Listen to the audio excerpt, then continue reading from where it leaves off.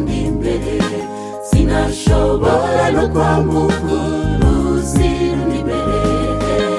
Mfite ibinshinga byinshi, Mwami Yesu we untabare, umbere ubwato muri ruzi mbashe kurwambuka. Nta mahoro yo muri isi duteze, nta munezero urambye tukiri mu isi. Nshuti yanjye tabaza Yesu akwambike imbaraga, niza kubashisha gutsinda ibikunaniza. Nta mahoro yo muri isi duteze, nta munezero urambye tukiri mu isi. Nshuti yanjye tabaza Yesu akwambike imbaraga, niza kubashisha gutsinda ibikunaniza.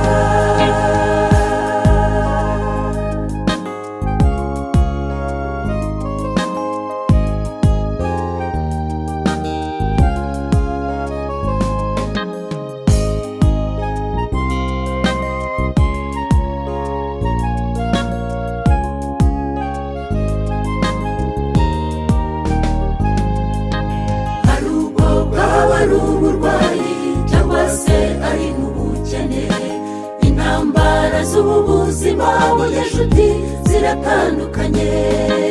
Ibitunaniza ni byinshi, ariko dukwiye kuzirikana icyo Uwiteka yadukoreye kera. Iba yaraduhaye umwana we w'ikinege, nta kindi yisigarije, byose burya arabiduha. Amahoro twishejwe muri iyi si dutuyemo, duhanga amaso umusaraba tuzabasha gutsinda. Niba yaraduhaye umwana we w'ikinege, nta kindi yisigarije, byose burya arabiduha.